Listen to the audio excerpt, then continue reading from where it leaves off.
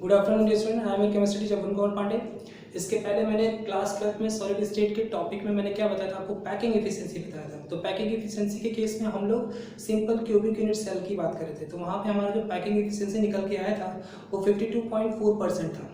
ठीक है, 52.4% कहने का मतलब कि सिंपल क्यूबिक यूनिट सेल में अगर मैं एटम को अरेंज करता जाऊंगा तो 52.4% तक का जो स्पेस होगा वो स्फीयर से आपका कवर हो जाएगा। ठीक है, अब हम क्या करते हैं, आज हम लोग बीसीसी में पैकिंग एफिशिएंसी को देखते हैं। तो बीसीसी में पैकिंग एफिशिएंसी देखने के लिए सबसे पहले packing efficiency in body centred cubic unit cell. तो body centred cubic unit cell आपको स्ट्रक्चर पता होना चाहिए।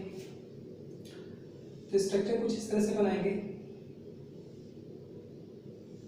थोड़ा मैं बड़ा स्ट्रक्चर बनाता हूँ।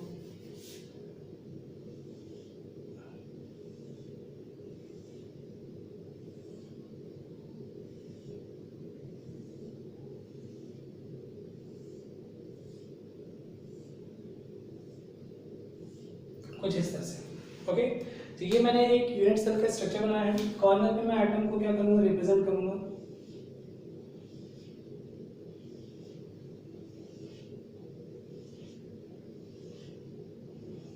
ये हमारे कॉर्नर के एटम हो गए।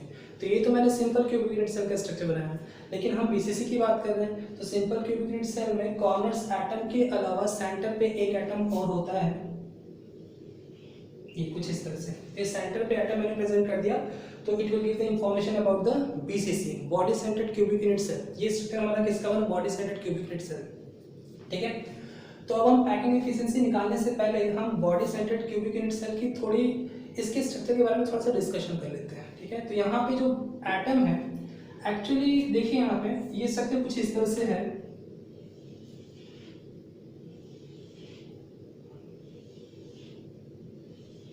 मैंने 4 एटम को, यहाँ पे जितने भी एटम होंगे आप उसको स्फीयर की तरह कंसिडर कीजिएगा। तो 4 एटम को मैंने यहाँ पे अरेंज कर दिया। ठीक है, तो 4 एटम जो है उसको मैंने यहाँ पे ऐसे अरेंज कर दिया। ठीक है, फिर जो एक एटम है इसको मैं क्या करूँगा, ऊपर से इस तरह से रख दूंगा। ठीक है, ये जो 4 एटम है इस 4 एटम के ऊपर मैं इस एटम को ऐसे रख दूंगा। ठीक है, फिर उसके ऊपर 1 2 3 4 ये जो 4 एटम है, अब मैं क्या करूँगा, मान लीजिए 1 2 3 4 ये जो 4 एटम है, अब इस 4 एटम को इनके ऊपर से रख दूंगा। समझ में आ रहा है? तो 4 एटम नीचे हैं, एक एटम ऊपर है और 4 एटम को ऊपर से रख दिया। ठीक है, तो सेम कंडीशन यहाँ पे भी है। देखिए यहाँ पे 4 एटम नीचे हैं, ठीक है, और एक एटम बीच में है और 4 एटम ऊपर है। तो मतलब ये जो बीच वाला एटम है, टोटल कितने एटम से आपके सराउंड होंगे, टोटल कितने एटम इसको टच करेंगे, तो टोटल आपके 8 एटम टच करेंगे, 4 ऊपर से और 4 नीचे से। ठीक है, तो यहाँ पे इसका मतलब ये हुआ कि अगर हम लोग if we are talking about what, अगर हम लोग कोऑर्डिनेशन नंबर की बात करें, कोऑर्डिनेशन नंबर आपका क्रिस्टल स्ट्रक्चर में एक टर्म है कि किसी भी सर्टेन एटम जब क्रिस्टल का फॉर्मेशन होता है तो किसी एक एटम के चारों तरफ स्पेसिफिक नंबर ऑफ एटम होते हैं जो उसको डायरेक्टली फॉर्म में क्या करते हैं, अटैच करते हैं, टच करते हैं। ठीक है, तो जितने नंबर ऑफ एटम उसको टच करते हैं, so this number would be considered as what, coordination number. तो यहाँ पे देखिए इस एटम को कितने एटम आप लोग टच कर रहे हैं, 1 2 3 4 5 6 7 8, मतलब इस एटम का अगर मैं क्या करूँगा, कोऑर्डिनेशन नंबर का बात करूँगा तो कोऑर्डिनेशन नंबर कितना होगा आपका 8। तो बीसीसी का कोऑर्डिनेशन नंबर कितना होता है, BCC coordination number is equal to what, 8। ठीक है, तो कितना कोऑर्डिनेशन नंबर होता है, कोऑर्डिनेशन नंबर आपका 8 होता है। ठीक है, तो ये तो मैंने सिंपल सा आपको बता दिया कि कोऑर्डिनेशन नंबर के बारे में। अब मैं इसमें पैकिंग एफिशिएंसी में आगे बढ़ता हूँ। तो पैकिंग एफिशिएंसी के लिए कुछ चीजें हमें माननी पड़ेंगी। यहाँ पे हम लोग क्या करते हैं, सपोज एज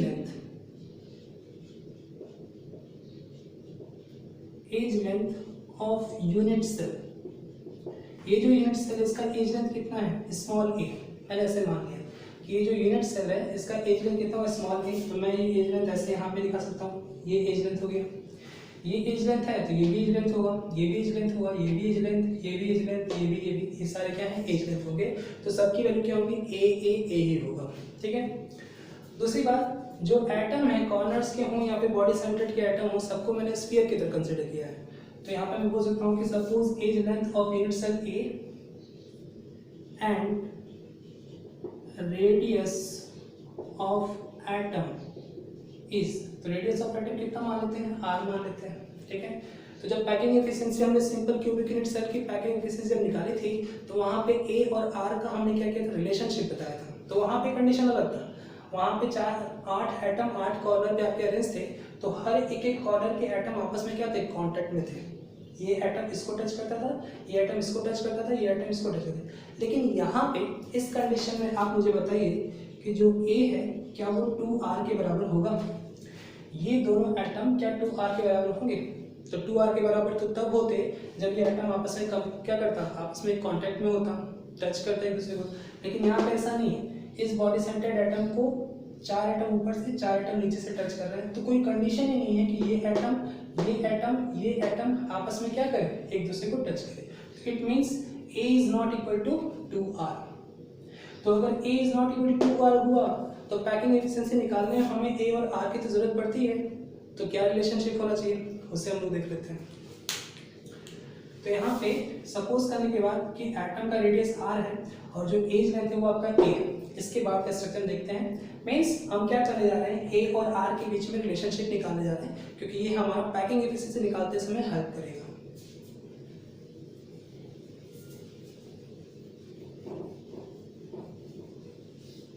ओके, तो ये स्ट्रक्चर मैं एक बार फिर से बनाता हूँ। ओके,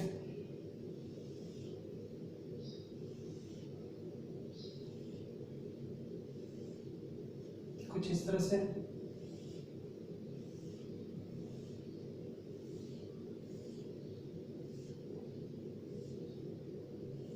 ऐसे। ओके, ये फिगर बनाते बनाते आप लोग को प्रैक्टिस हो जाएगा।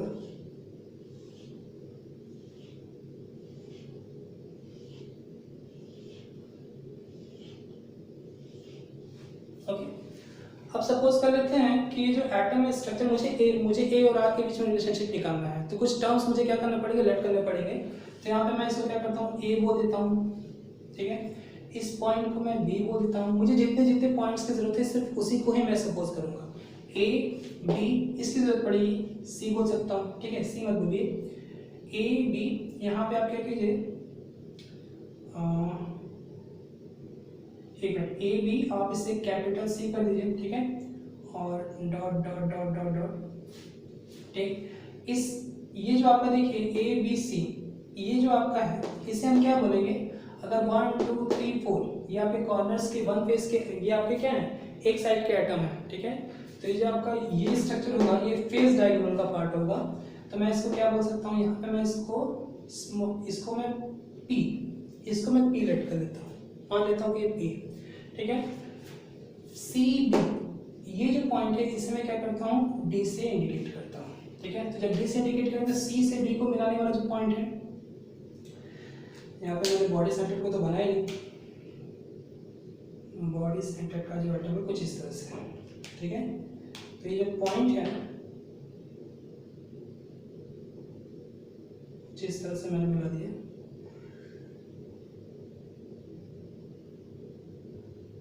ऐसे, ठीक है। ये जो लाइन है आपकी, इस लाइन को मैंने क्यू बोल दिया, ठीक है। तो पी ये वाला डायगोनल, और ये जो डायगोनल है ये क्या करेगा, आपका बॉडी डायगोनल, इसको हम क्या बोलेंगे, बॉडी डायगोनल, बॉडी डायगोनल, ठीक है। मेन मुझे इस बॉडी डायगोनल का ही वैल्यू बताना है, तभी हमारा पी और तभी हमारा एज लेंथ और रेडियस के बीच में रिलेशनशिप निकलेगा। तो सबसे पहले क्या करते देखते हैं, ए बी सी, इतना बोलने की जरूरत नहीं है, ए बी सी। तो ए बी सी में सबसे पहले मुझे अगर यहाँ पे पी के, तो देखिए ये आपका ये जो है ये आपका एज लेंथ है, तो ये भी आपका क्या होगा, एज लेंथ होगा। एज लेंथ ये आपका डायगोनल का पार्ट है, तो डायगोनल का पार्ट है। तो अगर मैं यहाँ पे डायरेक्टली अगर मैं आपको पी स्क्वायर की वैल्यू पूछूं तो पी स्क्वायर की वैल्यू कितनी हो जाएगी, ए स्क्वायर प्लस ए स्क्वायर, और डायरेक्टली अगर मैं निकालूंगा पी इज इक्वल टू कितना हो जाएगा, तो ये √2a, ये आपको पता होगा, ठीक है। तो यहाँ से p की वैल्यू कितनी हो जाएगी, ये जो p है ये आपका √2a हो जाएगा, ठीक है। अब जरा देखिए कि सी डी बी, तो सी डी बी मैंने पी की वैल्यू बता दी है, कितनी है √2a। डी बी इसकी वैल्यू कितनी होगी, ये आपका ए हो जाएगा, ठीक है। तो अगर मैं क्यू की वैल्यू से पूछूं ना, क्यू, तो जो क्यू स्क्वायर होगा वो किसके बराबर होगा, तो √2a इसका स्क्वायर हो जाएगा, इसका स्क्वायर प्लस ये जो a है ये a का स्क्वायर हो जाएगा, ठीक है, a का स्क्वायर है। तो यहाँ से टोटल मैं वैल्यू निकालूंगा तो आपका √3a आ जाएगा, q is equal to √3a, समझ आया। तो q is equal to √3a है, ये जो बॉडी डायगोनल है यहाँ तक का जो डिस्टेंस है सी डी, ये आपका √3a आएगा, ठीक है। तो आप यहाँ तक पहले नोट कर लीजिए, फिर उसके बाद में आगे बढ़ता हूँ।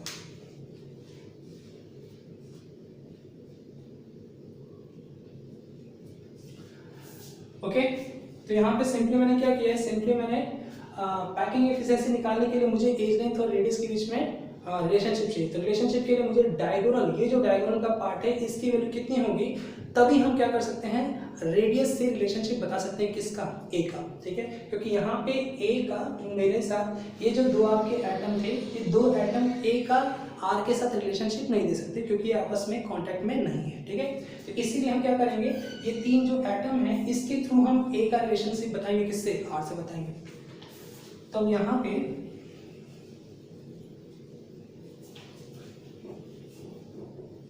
एक चीज यहाँ पे स्ट्रक्चर बताना था मुझे, ये जो मैंने इसे बनाया था ये स्ट्रक्चर, ठीक है। तो देखिए जरा ये एटम, अभी मैंने आपको क्या बताया कि जो Q की वैल्यू थी, Q की वैल्यू कितनी आई, √3a आ गई, ठीक है। Q की वैल्यू √3a आ गई। अगर मैं इन तीनों एटम की बात करूंगा तो देखिए 1 2 3 4, ये कॉर्नर का एटम है, ये वाला एटम ऊपर वाले कॉर्नर का है, ये बॉडी सेंटर का पार्ट है, ठीक है। तो ये एटम इसको टच करेगा और ये एटम इसको टच करेगा, ये कंडीशन है। बीसीसी के स्ट्रक्चर में ऐसा ही होता है कि बॉडी सेंटर ऊपर के 4 एटम से और नीचे के 4 एटम से डायरेक्टली फॉर्म में अटैच होता है, इसीलिए इसका कोऑर्डिनेशन नंबर 8 होता है। तो यहाँ से ये सिंपल है कि 1 2 3 ये तीनों जो डायगोनल के एटम है वो आपस में, बॉडी सेंटर के डायगोनल के जो एटम है वो क्या होंगे, आपके आपस में कॉन्टेक्ट में होंगे। तो इसको मैं ऐसे लिखा सकता हूँ 1 2 3, ठीक है। तो ये नीचे वाला एटम है, ये एटम ऊपर वाला है और ये वाला एटम बीच में, ठीक है। तो यहाँ पे पॉइंट मैंने बनाया कुछ ऐसे और इस पॉइंट को मैं ऐसे मिला देता हूँ। तो यहाँ तक का जो एटम, इसका रेडियस कितना है, r है, ये भी कितना है, r है, और इसका रेडियस कितना हो जाएगा, ये हो जाएगा 2r। और यहाँ तक का जो डिस्टेंस है, ये जो डिस्टेंस है, ये डिस्टेंस कितना हो जाएगा, ये हो जाएगा आपका q। तो एक q की वैल्यू तो मैंने बता दी है कि sir q is equal to √3a होगा। रेडियस के बेसिस पे q की वैल्यू कितनी होगी, तो रेडियस के बेसिस पे अगर मैं देखूंगा तो q की वैल्यू आपकी कितनी हो जाएगी, r 2r, so total would be what 4r। तो यहाँ पे q की वैल्यू कितनी आ रही है, यहाँ पे q की वैल्यू कितनी आ रही है, तो मैं क्या बोल सकता हूँ कि sir √3a would be what 4r। q is equal to इतना, q इज इक्वल टू इतना, तो √3a is equal to 4r। तो एक तो रिलेशनशिप आपका एज लेंथ और रेडियस का यहाँ पे आ गया, ठीक है। एज लेंथ और रेडियस के बीच में ये रिलेशनशिप होगा, किसमें, बीसीसी में। यहाँ से मैं क्या कर सकता हूँ, डायरेक्टली ए की वैल्यू निकाल सकता हूँ। तो ए की वैल्यू कितनी हो जाएगी, हो जाएगी 4r divided by √3a, 4r divided by √3। ये दोनों जो आपके रिलेशनशिप है बहुत इंपॉर्टेंट है, क्योंकि कभी कभी न्यूमेरिकल्स में आते हैं। न्यूमेरिकल्स में ऐसे पूछेगा कि अगर कोई एटम है जिसका मॉलिक्यूलर वेट कुछ है और वो एटम बीसीसी स्ट्रक्चर में क्रिस्टलाइज होता है, तो बताइए उसकी डेंसिटी कितनी होगी। तो वहाँ पे डेंसिटी का रिलेशन निकालने के लिए आपको ए जो है वो आर के फॉर्म में दिखाना पड़ेगा, ठीक है। कभी कभी रेडियस देकर के ए पूछ सकता है, कभी कभी ए देकर के रेडियस पूछ सकता है, तो क्वेश्चन किसी भी तरह से बन सकता है, लेकिन आपको कॉन्सेप्ट पता होना चाहिए। तो यहाँ पे मैं क्या बता रहा हूँ कि इस पूरे कॉन्सेप्ट का मेरा मोटो क्या था कि जो ए था, एज लेंथ है, उसका रेडियस के साथ क्या रिलेशन निकल के आया, A is equal to 4r by √3, ठीक है। आप इसे नोट कीजिए, फिर मैं आगे बढ़ता हूँ।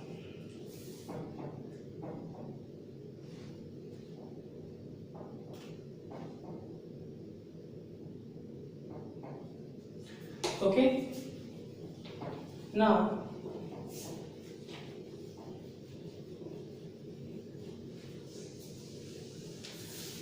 अब यहाँ पे मैंने निकाल दिया है कि a इज इक्वल टू कितना है आपका 4r डिवाइडेड बाई √3। ये हमें अभी थोड़ी बाद काम आएगा। दूसरी तरफ हम क्या करते हैं यहाँ पे कि जो BCC है, BCC में total number of effective atom कितने होंगे। Total number of effective atom कैसे का मतलब ये आपका कुछ इस तरह से स्ट्रक्चर मैंने बताया ऐसे, ठीक है, ये बीच में एटम दिया, ठीक है। तो अगर मैं इस एटम का कंट्रीब्यूशन बोलूंगा तो इस एटम का कंट्रीब्यूशन कितना होगा, मैंने आपको बताया था 1/8। और जो सेंटर वाला एटम इसका कंट्रीब्यूशन कितना होगा, ये तो सिर्फ इसी का सेंटर होगा ना, तो इसका कंट्रीब्यूशन कितना होगा 1 होगा। तो टोटल कंट्रीब्यूशन अगर मैं ढूंढने जाऊंगा तो टोटल कंट्रीब्यूशन कैसे निकालेंगे, तो that would be equal to 1/8 into 8 plus what 1। और ये मैंने आपको बताया था कि whole quantity would be equal to 2। तो BCC में जो इफेक्टिव नंबर ऑफ एटम जो Z आपकी वैल्यू आती थी वो किसके बराबर होती है, आपकी 2 के बराबर होती है, ठीक है।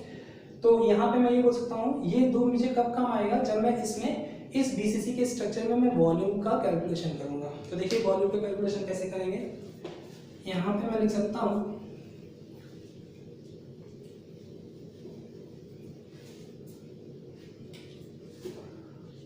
Volume of number of atom in BCC। तो कितना है, तो volume number of atom BCC में कितने हैं आपके 2 हैं, ठीक है। और एक एटम को मैंने स्फीयर की तरह कंसीडर किया, तो एक एटम का वॉल्यूम कितना हो जाएगा, तो जाएगा 4/3 πr³ हो जाएगा। तो यहाँ से वैल्यू मैं कितनी बता सकता हूँ, ये हो जाएगा आपका 8/3 πr³। कुछ ये आएगा। जो वॉल्यूम है BCC जो यूनिट सेल है उसमें जो एटम है उसका वॉल्यूम कितना आएगा, तो effective number of atom into the volume of single atom, तो कितना होगा 8/3 πr³, ठीक है। अब दूसरी तरफ एक फॉर्मूला और है कि वॉल्यूम ऑफ यूनिट सेल, ठीक है। तो यूनिट सेल का वॉल्यूम कितना होगा, तो यूनिट सेल का वॉल्यूम जो होगा जितने भी एज लेंथ है उसका अगर मैं क्यूब निकाल दूंगा तो that will give the information about the volume of unit cell. ये कितना हो जाएगा आपका A3। तो A की वैल्यू तो मैंने यहाँ पे बताई है, तो ये क्या हो जाएगा 4r डिवाइडेड बाई √3 का क्यूब हो जाएगा, ठीक है। और जब मैं इसे सॉल्व करूंगा तो ये कितना आ जाएगा, ये हो जाएगा आपका 64r³ डिवाइडेड बाई √3 को 3 बार इंटू करेंगे तो ये जाएगा 3√3, ठीक है। तो ये आपका A³ क्या वैल्यू हो गया, तो ये आपका volume of number of atom, ठीक है। अब मैं यहाँ पे क्या करूंगा, पैकिंग एफिशिएंसी निकालूंगा। पैकिंग एफिशिएंसी, तो पैकिंग एफिशिएंसी कितना होगा, तो सबसे पहले volume of number of atom, तो कितना हो जाएगा आपका 8/3 πr³ divided by volume of unit cell, तो ये कितना है आपका 64 डिवाइडेड बाई 3√3 और यहाँ पे जाएगा r³, ठीक है। तो r³ से r³ कट जाएगा, ठीक है। 8 से ये कट जाएगा 8 बार में, और 3 से ये कट जाएगा, ठीक है। तो वैल्यू कितनी आएगी √3 डिवाइडेड बाई 8 और ये हो जाएगा आपका पाई, ठीक है। बात समझ आया, इसे हम नोट डाउन कर सकते हैं।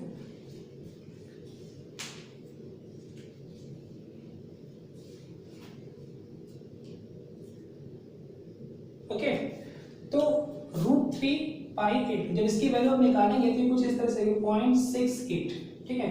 तो 0.68 है, और अगर मैं इसमें क्या करूंगा, इसी को आप लिख सकते हैं और करके, और ये हो जाएगा आपका 68%, ठीक है। तो पैकिंग एफिशिएंसी जब मैं BCC में पैकिंग एफिशिएंसी निकालूंगा तो वो कितना होगा आपका 68% होगा। मतलब कि BCC जो आपका body centred cubic unit cell है उसमें जब आप एटम को अरेंज करने चलेंगे तो 68% तक आप क्या कर सकते हैं, एटम को उसमें बहुत ही कंफर्टेबली क्या कर सकते हैं, उसको अरेंज कर सकते हैं, ठीक है। तो अगर 68% कवर्ड हो रहा है आपका स्फीयर से, तो वहाँ पे आपके वैकेंट स्पेस का परसेंटेज में कितना होगा 32%, ठीक है।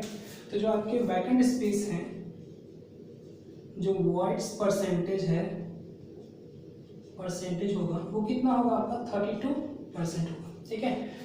तो अभी तक मैंने आपको सिंपल क्यूबिक यूनिट सेल और body centred cubic unit cell का पैकिंग एफिशिएंसी बताया है। तो सिंपल क्यूबिक यूनिट सेल का पैकिंग एफिशिएंसी 52.4 आ रहा था, और यहाँ पे इसका पैकिंग एफिशिएंसी 68% आ रहा है। तो ये प्रूव करता है कि जो 68 जितना ज़्यादा परसेंटेज रहेगा आपका पैकिंग एफिशिएंसी का, जो यूनिट सेल होंगे, जो क्रिस्टल होगा, उसमें एटम का अकोमोडेशन, एटम जो अरेंजमेंट है वो उतना ही अच्छा होगा, उसकी एफिशिएंसी उतनी अच्छी होगी। ठीक है, तो packing efficiency greater the percentage of packing efficiency higher number of atom.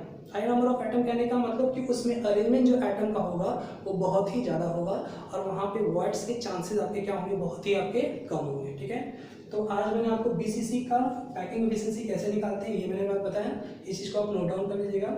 और आगे मैं आपको आगे के वीडियो में आपको FCC का पैकिंग एफिशिएंसी बताऊँगा। सो तब तक के लिए आप पढ़ाई कीजिए और आगे की वीडियो के लिए थोड़ा वेट कीजिए। Thank you.